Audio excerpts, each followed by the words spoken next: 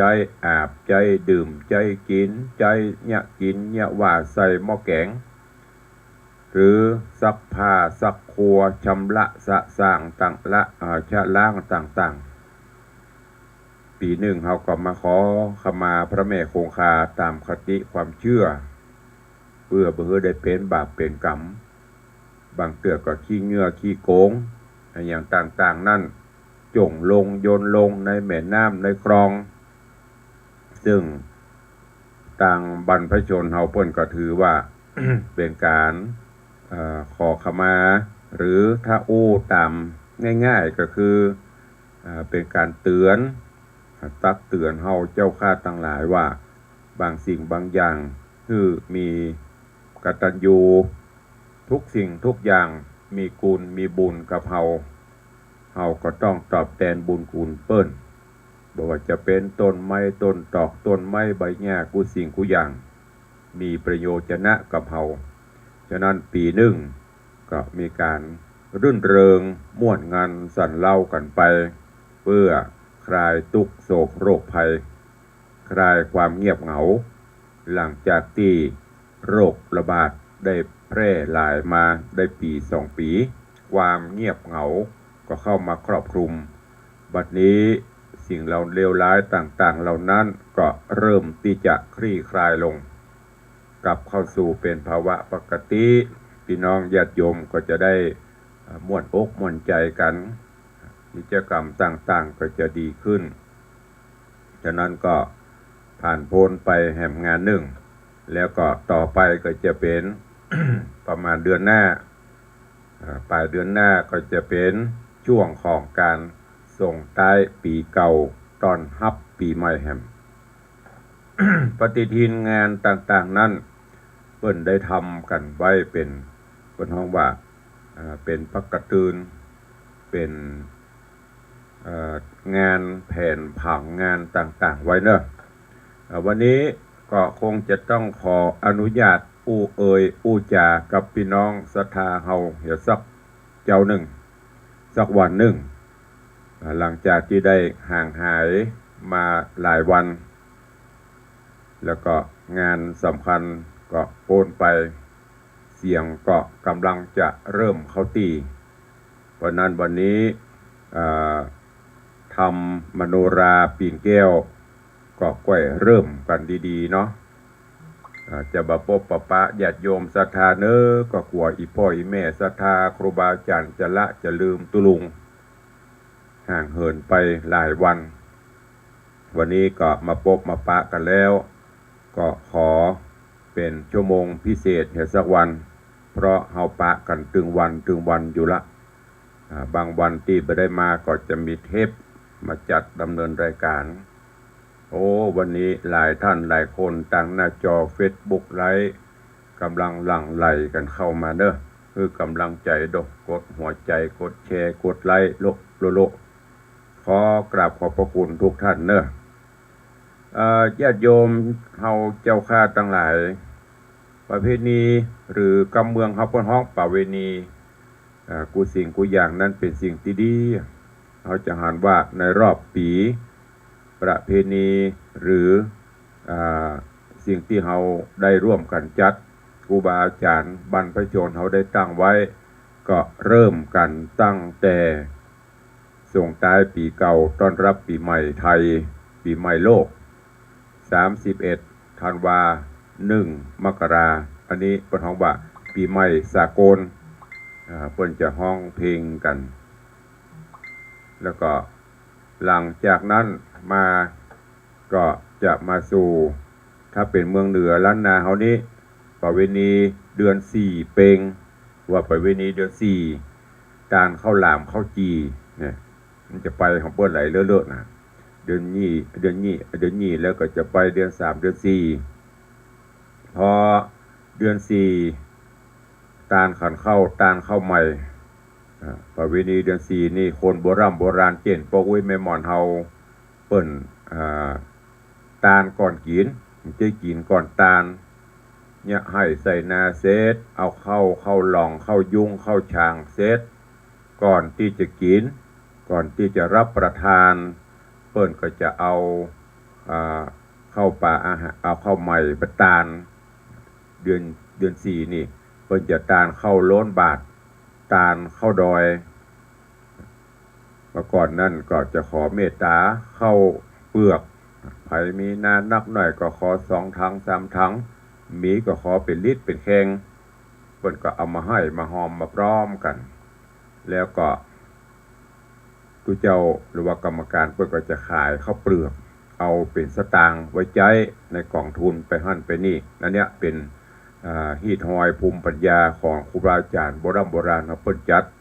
และที่สำคัญก็คือเปิ้นกินก็เปิ้นตานก่อนกิน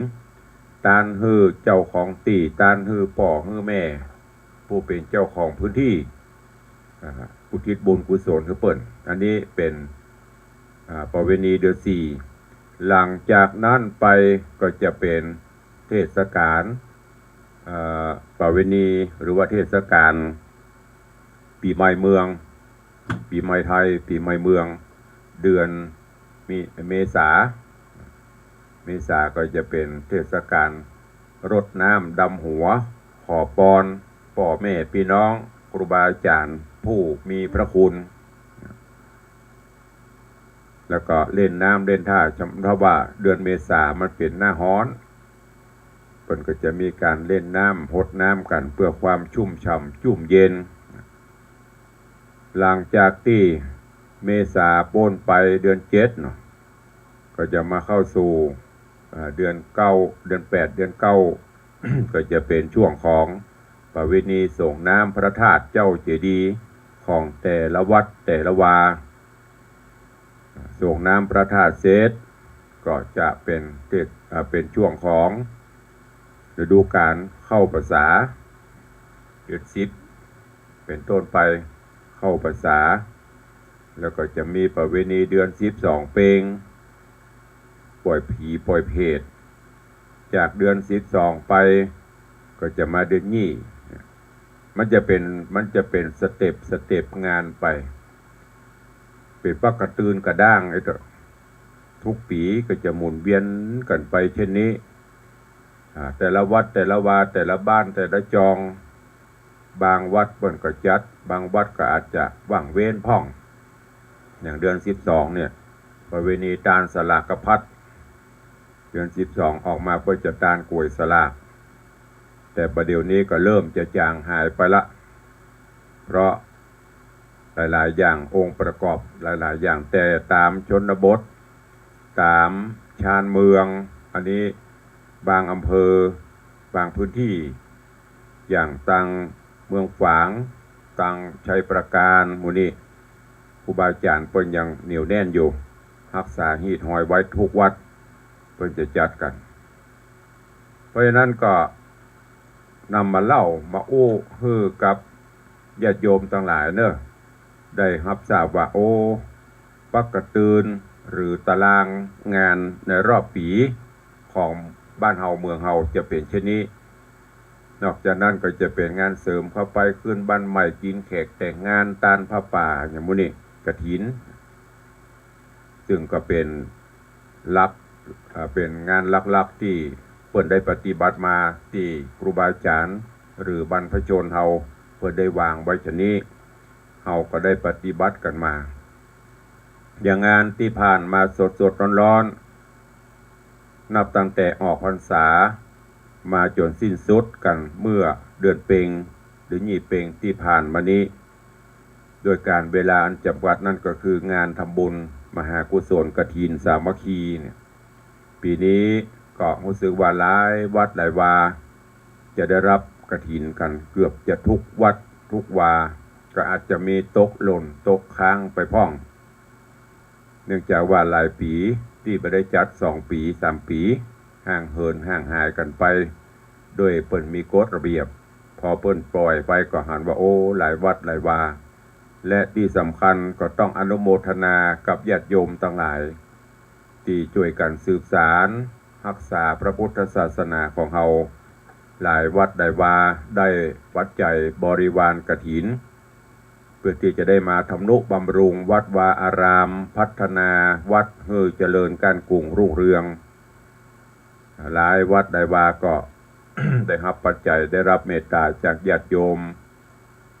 เศรษฐีใจบุญในทุนใจดีบางวัดก็นักบางวัดก็น้อยอันนี้ก็เป็นนี้ปีนี้ก็ได้รับเมตตาจากเจ้าประคุณสมเด็จพระมหาวีระวงศ์กรรมการมหาเถรสมาคมเลขานุการสมเด็จพระสังฆราชเจ้าประคุณได้โปรดเมตตาประทานผ้ากฐินคือกับคุณโยมปเลี้ยงธนวัฒน์โยมแม่เลี้ยงทัดพิชาสุสิงคำคุณโยมบุญชัยท่านพันตำรวจโทหญิงนิสารัตน์มาบุญศักดิ์สิทธิ์ที่ปรึกษาพิเศษประจำฝ่ายเสนาธิการสำนักปลัดกระทรวงกลาโหมได้น้อมเจิญมาได้น้อมมาตอดถวายร่วมกับปออกไม่ออกศรัทธานาบุญก็ผ่านโป้นไปด้วยดีโดยเฉพาะแล้วโยมปเลี้ยงธนวัฒน์โยมแม่เลี้ยงทัดพิชาสุสิงคำเป็นมหารัตนอุบาสกอุบาสิกาเสียสละแปลงทรัพย์ไปนอกให้เป็นทรัพย์ไปในได้อุปถัมภ์บำรุงวัดวังสิงคำมาตลอดระยะเวลา 4-5 ปีเข้ามานี้ได้รับเมตตาจากท่านทั้งสองรัตนอุบาสกอุบาสิกาสละจตุปัจจัยในการพัฒนาวัดจนเจริญก้านกุ่งรุ่งเรืองมาก็ต้องขออนุโมทนาบุญตลอดจนปออกไม่ออกศรัทธาทุกท่านทั่วสารทิศที่บละบลืมตุลุงบละบลืมวัดเนอะได้ช่วยกันจนงานสำเร็จผลไปญาติโยมทั้งหลายอาจจะกฐินวัดเปิ้นได้10 ล้าน20 ล้าน5 ล้าน6 ล้านที่วัดในวังรอของตุลุงได้กี่ล้าน ขอบคุณอนุโมทนาบุญปีนี้บริวารกฐินบริวารกฐินบ่แจ้เอามาอวดบ่แจ้เอามาโชว์เนอะก็เพื่อให้สบายใจอีพ่ออีแม่ใครหูใครทราบปกติแล้วเพิ่นจะมาแจ้งกันต่างเฟซต่างไลน์ต่างอย่างนี้ต่ำแจ้งแต่ว่าเพื่อความบริสุทธิ์พุทธพองจิตใหญ่ตาหลวงแจ้งต่อไฟใส่ต่อน้ำ ก็ปีนี้ได้รับเมตตาจากทุกท่านร่วมแรงร่วมใจได้รับปัจจัยบริวารกฐินทั้งหมด 715,909 บาท 715,909 บาทอันนี้รวมทั้งหมดนะยังไม่ได้หักค่าใช้จ่ายค่าใช้จ่ายก็นักที่แจ้งแต่ละวัดที่ลงเฟซลงไลน์นะเป็นรายรับแต่รายจ่ายก็ซ่ามกันเพราะปัจจุบันนี้ทุกอย่างต้องมีรายจ่ายเพราะว่าเขาจะใจเหมือนเมื่อก่อนเนี่ยเปิดใจแหงเขาตุบกันช่วยกันแต่เดี๋ยวนี้เรามักจะได้ยินมีเวลาว่างติดงานหั่นก็ต้องเป็นจ้างไปนักการใช้จ่ายอย่างต่างๆก็สูงอันนี้ก็ขอบคุณและนำเรียนแจ้งให้กับทุกท่านเนอะขออนุโมทนาส่วนรายชื่อรายนามต่างๆนั่นเอาเป็นว่าตุลุงขอบคุณทุกท่านอาจจะบ่ได้เอามาประชาสัมพันธ์บ่ได้ประกาศกันอย่างทั่วถึงแต่ทุกสิ่งทุกอย่างตุลุงได้ปฏิบัติจดเอาลายหมายเอาชื่อของอีพ่ออีแม่ญาติโยมทุกท่านเนอะที่ได้เมตตาต่อต่างวัดได้ให้ได้หอมนักพ่องน้อยพ่องก็เป็นยังตามจิตเจตนาศรัทธาเงินทุกบาททุกสตางค์ที่ตุลุงรับผิดชอบท่านทั้งหลายก็บ่ต้องกลัวสูญดินสูญทรายเนอะโจทย์ไว้ประตกประเสี่ยงตรวจสอบได้ตลอด24 ชั่วโมงเพราะว่าเงินหาได้ด้วยน้ำเหงื่อน้ำไข่เปิดเอามายื่นใส่เกล้าใส่หัวมาทำบุญเขาก็ต้องใจตามวัตถุประสงค์ของเปิ้นฉะนั้นเจ้านี้วันนี้ก็เลยนำเรียนให้ทุกท่านได้รับทราบตัวโดยเฉพาะญาติโยมศรัทธา FC ที่ได้ให้ได้หอมกันมาเด้อกูบ้านกูจองตุลุงขออนุโมทนาขอบคุณกับทุกท่านตัว ว่าจะต่างลำปางลำปางก็มากันหลายทางเชียงใหม่เชียงรายก็นักเหมือนกันเนี่ยรวมเรียบร้อยเบ็ดเสร็จได้รับทั้งหมด 715,909 บาทก็จะได้นำปาปัจจัยเหล่านี้พัฒนาวัดตามที่วัตถุประสงค์ของญาติโยมทั้งหลายต่อไป แถมเรื่องที่จะแจ้งให้ญาติโยมได้รับทราบเนอะในช่วงนี้เป็นการสอบเริ่มถ้าจำประพิษก็เริ่มวันนี้สอบทำสนามหลวงคำว่าสนามหลวงในที่นี้เจ๊ไปสนามหลวงกรุงเทพนะเพิ่นใจชื่อสอบทำสนามหลวงก็คือมันการใหญ่การหลวงสอบพร้อมกันทั่วราชอาณาจักรทั่วประเทศคราวก่อนนั้นเปิดสอบนักธรรมชั้นตรีคราวนี้เป็นนักธรรมชั้นโทชั้นเอกสอบตามสนามต่างๆที่เปิดได้ประกาศไว้แต่มาเนื่องก็คือวันที่15พฤศจิกายนนี้ก็จะมีการสอบธรรมศึกษาก็คือการห้ำการเรียนของลูกหลานเยาวชนคนดีของเราเนี่ยมีการสอบวัดผลประเมินผลธรรมศึกษาตรีโทเอกที่วัดวังสิงคำสนามโรงเรียนก็เปิดสนามสอบขึ้นเหมือนเดียวกันตั้งแต่8 โมงเช้าเป็นต้นไปจนถึงประมาณบ่าย3 โมง 4 โมงทุกสนามสอบเนอะพี่น้องญาติโยมที่จะนำเข้าป่าอาหารไปถวายเพลคณะกรรมการผู้ดูแลการสอบหรือเลี้ยงเข้าป่าอาหารลูกหลานเยาวชนที่ไปสอบก็ติดต่อสอบถามได้ตามที่สำนักงานเจ้าคณะอำเภอทุกอำเภออันนี้ก็นำมาแจ้งฮือกับทุกท่านตัวในช่วงนี้ตุลงก็เริ่มจะเตือนขึ้นมาพ่อง หลังจากที่โสมงานก็ยังค้างงานหลักงานหนักใจแถมอันหนึ่งอันนักใจในนี่มันจะนักใจเนี่ยนักใจที่เขาจะต้องมาพัฒนาดูแลนั่นก็คือในวันที่18พฤศจิกายนที่จะถึงนี้ต่างวัดวังสิงคำก็ซึ่งได้รับเมตตาจากครูบาอาจารย์พระเถระผู้ใหญ่ได้หันว่าวัดมีการพัฒนาดีมีศักยภาพเพิ่นก็เลยประเมินผลต่างๆโดยเฉพาะโครงการวัดประชารัฐสร้างสุขซึ่งเป็นโครงการของมหาเถรสมาคมโดยมีเจ้าประคุณสมเด็จพระมหาวีระวงศ์ซึ่งก็เป็นฝ่ายที่รับผิดชอบในส่วนนี้ก็คือวัดทุกวัดมีการพัฒนาวัดให้สะอาดสะอ้านโดยมีหลัก5 สสะอาดสว่างสงบสะสางเนี่ยทุกวัดแล้วก็ปีนี้เปิ้นเอาวัดเจ้าคณะตำบลเป็นวัดต้นแบบเป็นวัดนำร่องก็จะมีคณะกรรมการมาตรวจประเมินผลนับตั้งแต่ถ้วยจ้อนในครัวเป็นระเบียบไหมมีที่เสียบไม้กวาดมีที่วางเกิบวางรองเท้ามีอุปกรณ์ดับเพลิงมีห้องประถมพยาบาลในห้องครัวถ้วยโถโอชามวางเป็นจุดเป็นตีก่อห้องน้ำห้องท่าสะอาดก่อแบ่งเป็นสัดเป็นส่วนก่อแม้แต่ประตูวัดเวลาปิดประตูเวลาเปิดประตูที่จอดรถ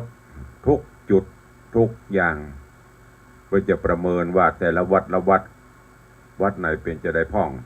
ที่ส่งเข้าไปประเมินระดับจังหวัดแล้วก็ไประดับอำเภอไประดับอำเภอระดับจังหวัดระดับภาคระดับโหนระดับประเทศตามเกณฑ์ต่างๆของวัดวังสิงคำเฮาก็ ได้รับการประเมินผลขึ้นไปสู่ตอนนี้เป็นระดับโหนเหนือก็คือ17จังหวัดภาคเหนือนี่ในจังหวัดเชียงใหม่ก็มีวัดวังสิงคำความจริงหลายวัดเนิ่มโยมเนิ่มเยบอวดนะ ถามตุลุงเขาได้ก็บอกเขาได้แต่ว่าเมื่อเปิ้นประเมินมาเขาก็ต้องทำหลายวัดหลายว่าวัดเปิ้นสะอาดสะอ้านพร้อมม่วนกว่าวัดวังสิงคำแต่ว่าวัดวังสิงคำได้น้อยส่วนหนึ่งก็คือเปิ้นต้องการให้เขาปรับปรุงพัฒนาเพื่อให้ตันกับวัดระดับใหญ่ๆของเปิ้นฮิเตอร์เป็นการพัฒนาศักยภาพของแต่ละวัดของศรัทธาตัวเอง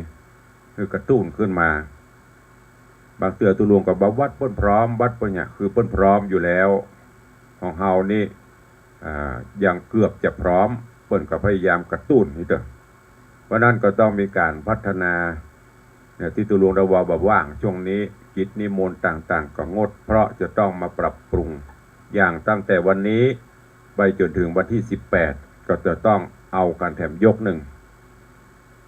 ทุกจุดจะต้องเรียบร้อยรอเพราะว่ากระถินก็เสร็จไปแล้วเดี๋ยวยี่เปงก็แล้วไปแล้วสอบธรรมก็ไปสอบที่โรงเรียนแต่ว่าที่วัดก็จะต้องเริ่มกันตั้งแต่วันเนี้ย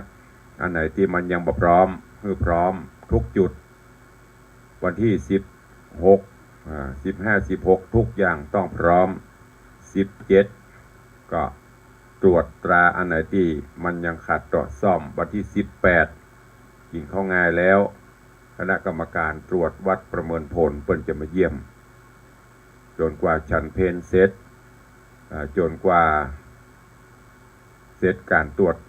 เปิ้นก็จะเดินทางไปที่จังหวัดเชียงรายฉะนั้นก็วันนี้สเพเหระเนอะ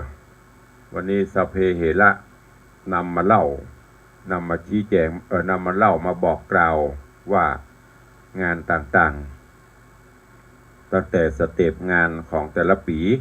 ประเพณีของล้านนาของเมืองเหนือเฮาเป็นจะได้มีประเพณีอย่างพ้องแล้วก็เข้าสู่ข่าวสารงานคณะสงฆ์ตลอดจนแจ้งเรื่องราวของต่างวัดผ่านต่างสถานีวิทยุซึ่งยิ่งอย่างต้องมาแจ้งก็เพราะว่าวัดวังสิงคำก็ได้รับเมตตาจากญาติโยม FC แฟนรายการทั่วสารทิศมาโดยตลอดก็เลยนำมามาบอกมาแจ้งเด้อเพื่อให้ญาติโยมศรัทธาได้สบายใจในการร่วมบุญกุศลกับทางวัดวันนี้ก็ขอบคุณกับทุกท่านตัวเองเวลาก็ล่วงเลยมา30 กว่านาทีละก็จะได้ได้จ่าตักตายพี่น้องตั้งหน้าจอ Facebook ไลฟ์สดแล้วก็จะได้ตักตายพี่น้องต่างบ้านต่างจองเนอะไผ่กึดหอดกึดตึงกึดถึงหาตุลงหลายวันบ่ได้พบได้ปะกันก็เดียวก็โทรเข้ามาแจ้งในต่างหน้าใหม่ได้เนอะแต่ตอนนี้ ขอไปตักตายญาติโยมศรัทธาตั้งหน้าจอ Facebook ไลฟ์ก่อนเนาะวันนี้ก็มากันหลวงหลายนักเกเนอะถ้าอยู่ก็ตึงหากันเพราะว่าหลายวันไม่ได้พบได้เจอกันวันนี้ก็มีญาติโยมศรัทธามา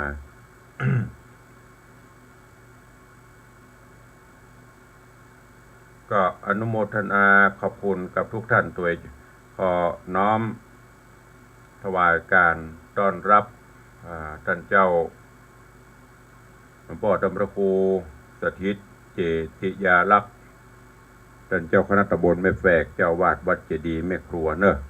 เจดีย์แม่ครัวกฐินไปแล้วใหม่ถ้าอย่าหลายพ่อง ถ้ามันเหลือก็แบ่งจ่งมาตั้งในวังพ่องเนอะวันเดียวกันแต่ได้ไปเต้ากันเนอะของพวกได้นักเลยในวัง ก็ถวายการต้อนรับทุกพี่สมพรปัญญาทโรนี่ก็วัดเจดีย์เหลี่ยมได้ติดตามรับชมรับฟังเจริญปอนคุโยมชนจันทร์ซอนคำเนอะกำลังติดตามรับชมทางหน้าจอเจริญปอนโยมพินันล่า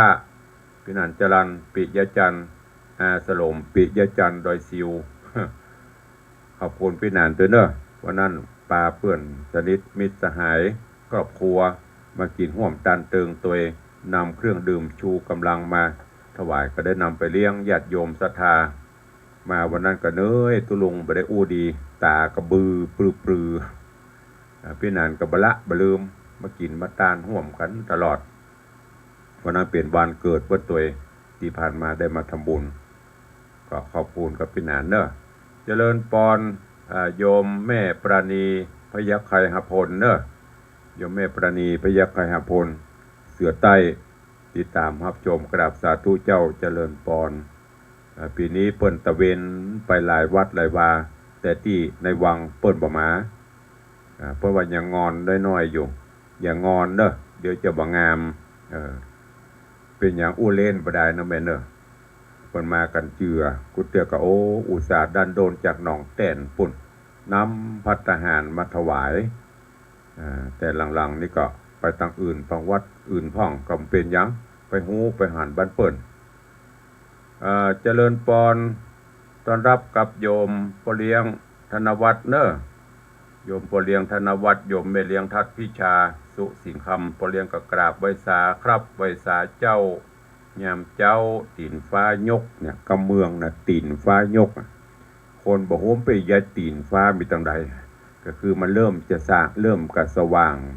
ก็ก่อยเปิดต่ำไปต่ำดอยเนี่ยแสงเงินแสงทองจะเริ่มจับขอบฟ้ากำเมืองเพิ่นห้องว่าตีนฟ้ายกพอเลี้ยงเพิ่นใจนะตีนฟ้ายกจะได้ฟังน้ำฟังธรรมตุลุงในวังเสียงทองเสียงมันบะทองแล้วนะปีนี้มหาจาตุปกติแล้วเดือนยี่เปงจะไปเตดประมาณอย่างน้อย5 วัด5 ตี้ถ้าเสียงพอมีก็ประมาณ7 ตี้ปีนี้ขอตัวเปิ้นไปตี้เดียว มีตี้เดียววัดแม่แรงปะซางไปโปรดเมตตาเปิ้นเนี่ยวันนั้นเปิ้นตั้งติดบ่ายโมงเสร็จกับปิกอยู่วัดอยู่ว่าเสียงเริ่มแหบแห้งไปขอบพระคุณเนอะก็โยมพ่อเลี้ยงอย่างที่ได้บอกไปตะกี้ท่านทั้งสองเป็นตึงรัตนะดูแลวัดวาอารามปายปอดูแลตุเจ้าตุลุงแหมมีอย่างก็อุปถัมภ์ตลอดขอบคุณบุญรักษาเนอะเจริญปอนโยมสรินทิพย์บุญเลิศคุณโยมสรินทิพย์บุญเลิศน้อมกราบไว้สาเจ้าสาธุเจริญปอนโยมแม่เลี้ยงทัดพิชาสุสิงคำเนอะติดตามรับชมรับฟังตะคืนเปิ้นมาลอยกระทงแล้วก็ติ้วถุงน้ำเปล่าไปฝากพ่อเลี้ยงถามซื้ออย่างฝากพ่อเลี้ยงบอกให้ซื้อน้ำเปล่าปะกันตะคืนอยู่พอหามยามให้ลอยไปหมดแล้วเนอะถึงพ่อเลี้ยงมาเลี้ยงตัวเจริญปอนโคศกเสียงทองพินานอินสม7 สีไว้สาปารมีครับเจริญปอนพินานเนอะไปเป็นพิธีกรต้องได้พ้องปีนี้ให้ได้หลายตีเนาะนับมาแล้วเด้อกะถ้านับแล้วบอกเนอะเดี๋ยวไปนับจุ้ย เจริญปอนโยมพิมพ์บุญใหญ่นี่ก็เป็นรัตนอุบาสิกาเป็นลูกศิษย์ลูกหาดันโดนเดินทางจากจังหวัดเชียงรายพุทธแม่สายก่อนเพิ่งก็อยู่เชียงใหม่แต่ตอนนี้ก็ไปสร้างบ้านที่บ้านเก่าบ้านเกิดก็บัลละมาทำบุญสูตรตานตลอดนำสำรับกับเข้าป่าอาหารแต่วันนั้นนำเอายาแล้วก็ตังเครื่องดื่มบำรุงร่างกายอาหารเสริมลืมไปอาหารเสริมต่างๆมาถวายขอบพระคุณนักขอบพระคุณสูงอย่าเป็นอย่างสูงเนอะกับคุณโยมพิมพ์บุญใหญ่ฝากความคึกเติงหาไปทางโยมแม่แสงปนบุญใหญ่ตัวเนอะขอให้ถึงโยมพิมพ์โยมพลอยโยมแม่แสงปนและครอบครัวมีความสุขอยู่ดีมีสุขเนอะดำเนินกิจธุรกิจใดๆก็ขอให้เจริญการกุ้งรุ่งเรืองตัวเจริญปอนโยมแม่จันดีวิสุทธินันท์นี่ก็สิ่งเหนือรัตนอุบาสิกาผู้ดูแลมาโดยตลอดอันนี้ก็โอ้โยมแม่เวลามีสำรับกับข้าวภัตตาหารอันใดลำดีๆก็ขึ้นหอดขึ้นเติงหาส่งมาดกพะโลแต่อันฮักกันเคารพนับถือกันเต็มแต่จ้างแก็บ รถแก็บพวกส่งจากเจดีย์แม่ครัวสันทรายพุ่น ส่งมาวังสิงคำแต่โอ้ขออนุโมทนาโยมแม่บละบลืมกู้งานมากินมาตานห่วมโดยตลอดเนอะบ่ได้มากับปัจจัยมาขอบคุณกับโยมแม่จันดีบิสุทธินันตัวเจริญปอนโยมเพชรขอบคุณบล่ำหันกันเป็นแตะเป็นว่าเก้อแต่เป็ดติดตามกันตลอดแต่ปีนี้หันเปิ้นเอานกยุงบินโฉบกายไปกายมาเนอะ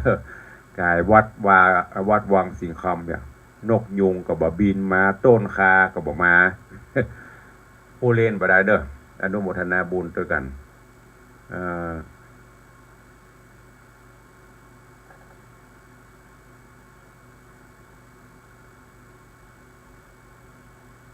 แม่จันดีว่ากฐินถ้าจะนักเนาะการเจดีย์เนาะแม่เด้อ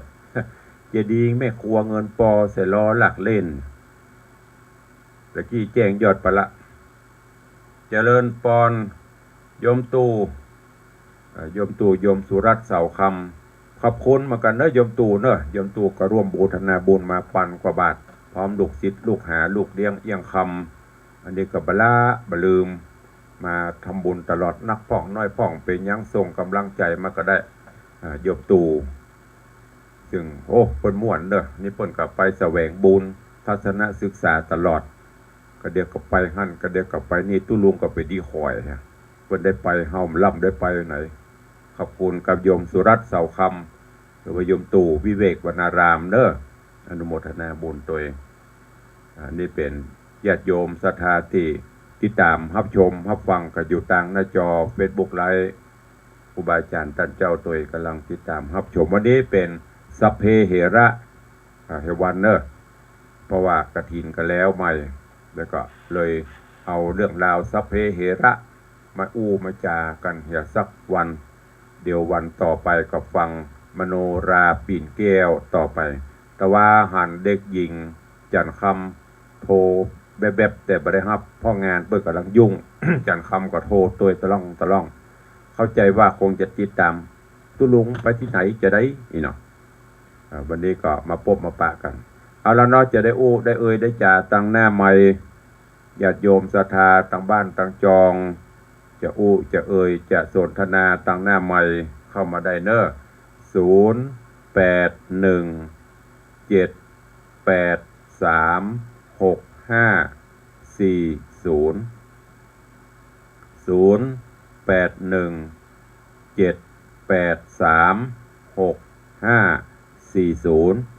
ใครฟังอยู่ที่ไหนทางใดใครใครจ่ากับตุลุงเข้ามาได้เนอะเวลานี้เหลือเวลาแถม10 กว่านาทีคือเวลานักหน่อยจะไปโยนกันใกล้จะหมดเวลาบ่เปิดเวลาก็เข้ามาเลยจะบ่ได้โยนกันเนอะเจริญปอนโยมพ่อเลี้ยงธนวัฒน์ ไฟสาครับไฟสาคุณบาท่านเจ้าทรัพย์สินนักบุญตัวเนอที่ได้ติดตามบ้านบาปูโอ้ดีใจครับวันนี้ได้ยินเสียงให้โอ้ก็จะรายการแล้วโอ้ดีอกดีใจแล้วไปเป็นงานแล้วงานต้นมัดตรวจพิเศษไปท่านให้พอใจแล้วนั่นดูต่างลับละไว้ตาแต่คืนน้ำเปล่าถ้าจะลำกะซื้อมาคิวไปอันอย่างน่ะพ่อเลี้ยงจะกินน้ำเปล่าอีหรอกดีละสาธุอนุโมทนาเด้อเจริญพรสาธุขอบคุณกับโยมพ่อเลี้ยงนะเป็นกำลังใจโทรให้กำลังใจตัวสปันที่มีฮือต่อกันก็เป็นพระบุญตุหนุนนำอยู่ดีมีสุขบุญรักษาอยู่ไปตัวกันมาละอันนี้รัตะแหละโทรหาการเอาไว้ฉาเจ้าเป็นห่วงเจ้าท่านถามหาด้วยว่าท่านไม่ค่อยสบายเป็นอย่างนี้หลายวันแล้วเจ้าฉันยังไม่ตายเข้าใจอันเจ้าไปได้ยินเสียงหลายวันหรือว่าเป็น อันนั้น ว่าเป็นหยังอยู่สุขสบาย ถามจบ อย่างน้อยก็ต้องเต้าจันคำมา88เนี่ยได้ยินก็ยังฉันยังไม่ตายยังอยู่สุขสบายสาธุขอบคุณหลายๆเด้อให้ฟังก็ได้ห้องให้จบอ่ะให้ฟังก่อนยังฉันยังไม่ตายเดี๋ยวจะห้องจบให้ฟังก่อนจ่ายมา10,000เดียวได้จะห้องให้ฟังอ่ะสาธุโยมแม่อุ้ยมอนจันคำแสงบุญเป็นห่วงเป็นหามขอบคุณเนอะอุ้ยมอนเนอะ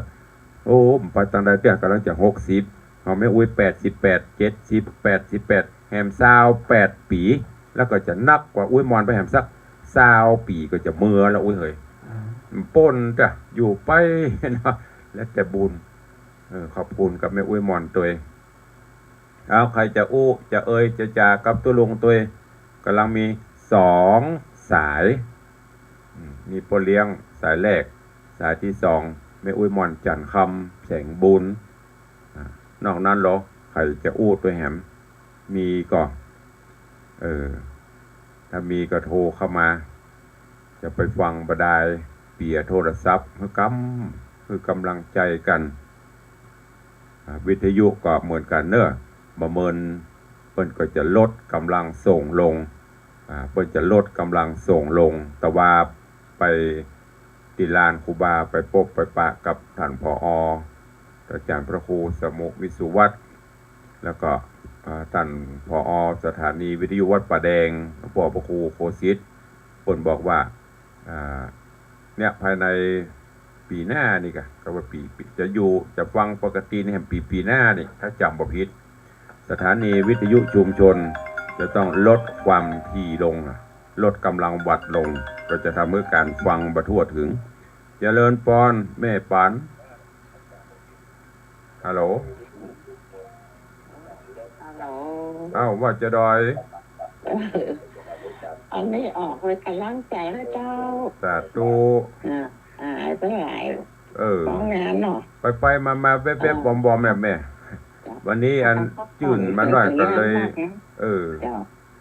ค้างงานวันที่18เนี่ยนักท่านโก้นี่ก็สบายละเจ้าสาธุบุญรักษาจะเลินปอนขอบคุณโยมแม่บุญปันโยมแม่บุญปันมีงานใจสถานจะดีเก้ายอดแต่ว่าหันโยมปีจงรักจิบอกไว้แวดบ้านนะไปประม่วนเขาม่วนเนาะแวดบ้านแวดจองนะใครจะจะตัวพูดถึงเรื่องวิทยุเนอะอีพ่ออีแม่พ่ออุ้ยแม่มอนกับฝึกขอลูกขอหลานสอนการเข้าฟังเพื่อจะมีทางYouTube เข้าไปฟังทาง Facebook ทางออนไลน์เพราะทั้งระบบออนไลน์นี่มันต้องเดือดร้อนฟังได้ทั่วโลกแต่สถานีวิทยุปกติเนี่ยกำลังส่งเพิ่น200-300 วัตต์แต่ในปีหน้านี้ทุกสถานีต้องลดกำลังส่งลงเหลือประมาณ100 วัตต์100 วัตต์ก็จะมอกแวดต่ำประตึกต่ำมันกาดขยอมแล้วนะต่างอื่นก็ไม่ต้องร้องไห้นะอย่างวันเนี้ยตุลุงบอกให้โทรก็มันโทรฟังแต่ฟังไปแล้วแห่งปีเนี้ยจะได้ฟังตัวกันดีปี6667นี่สถานีวิทยุต้องปรับคลื่นความถี่หมดเพราะฉะนั้นถ้าเป็นไปได้ก็ให้ลูกให้หลานตั้งโดยเข้าไปเป็นเปื้อนเพราะเขาเป็นเปื้อนในเฟซก็จะได้ฮู้ได้หันเยอะอย่างประเดี๋ยวเนี่ยหลายท่านหลายคนเพิ่นกำลังรับชมรับฟังต่างหน้าจอท่านเจ้าจารย์พระครูปลัดวิมลวัฒน์มหาพรหมวัดพวกจ้างจอกปอกพวกจ้างเงินปอแต่ล้อลากเล่นวัดเปิ่นม้วนตุลุงก็จังเซลเปิ่นเล่นวัดต้รมณียสถานทุกปีเปิ่นมีฝีไม้ลายมือไปดีใครมาจัดเมตตามาพ่อในวังพ่อเนอะเพื่อจะมาตรวจนะพี่เฮยเจ็บงีบเนี่ยงีบมี2งีบเลยนะ6งีบกว่านะถ้าได้อย่างวัดพวกจ้างเนี่ยก็สุดยอดละ พอต้องเข้าไปในไปมีควันเป็นมีหม่านน้ำมีอย่างโอ้สปะพอวันก่อนเปิ้นไล่สดอย่างก็อันในวัดเปิ้นแสงสีเสียงม่วนแต่จะได้กับการของในวังเนอะ การแต่ในวังนี่มีตามาได้เปรียบหน่อยเพราะตุ่มต่ำตุ่มต่ำคืนก่อนก็เต็มในวัดนี่แต่คืนก็มี ขอบพระคุณเนอะท่านอาจารย์พระครูประหลัดวิมลวัฒน์พี่โจได้เข้ามาชมเป็นกำลังใจตัวเองแต่ไม่ได้คอมเมนต์กำลังรับชมอยู่ สาธุขอบพระคุณตัวเองว่าจะด้วยต้องบ้านดับปิ้งบินบวยมี3 สถานีพระพุทธพระธรรมพระสงฆ์ สายแรกมีพ่อเลี้ยงธนวัฒน์สุสิงห์คำ แม่เลี้ยงทัพพิชา สายที่ 2เด็กหญิงจันคำแสงบุญสายที่ 3เด็กหญิงบุญปั่นมีงาน นอกนั้นดับปิ้งบินบ่อยเรือแทม8 นาทีสุดท้าย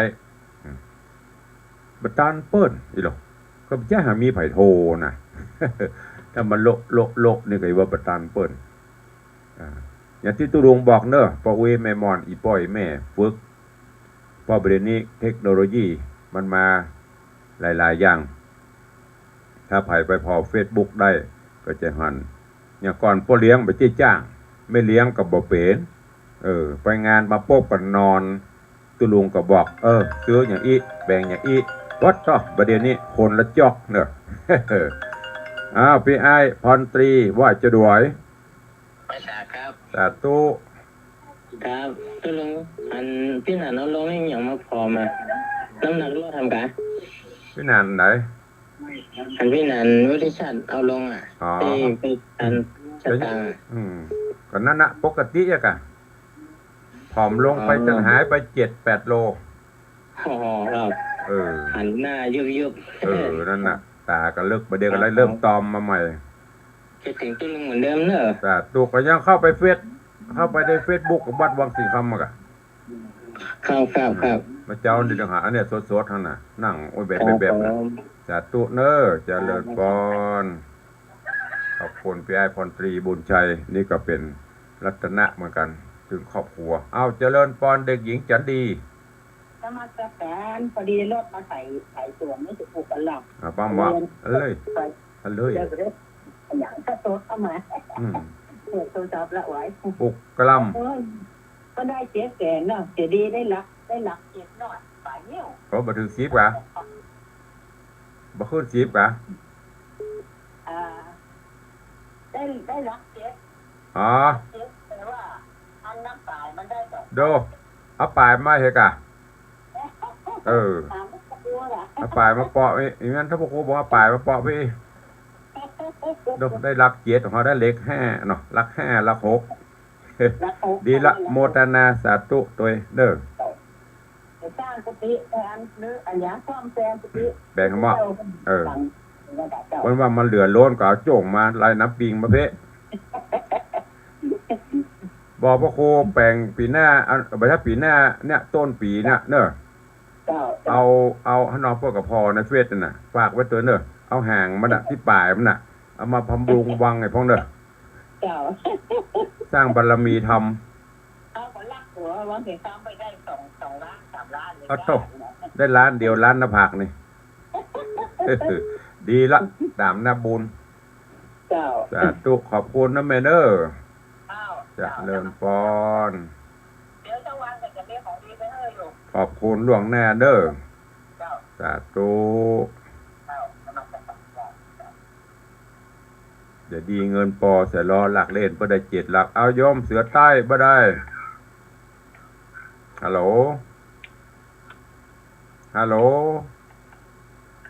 พิมพ์มาจ้างแต่กะขออนุญาตตัดเนอะแล้วไปงอนเด้อแม่ปราณีว่าจะดอยอันขอตัดก่อนเนาะเนี่ย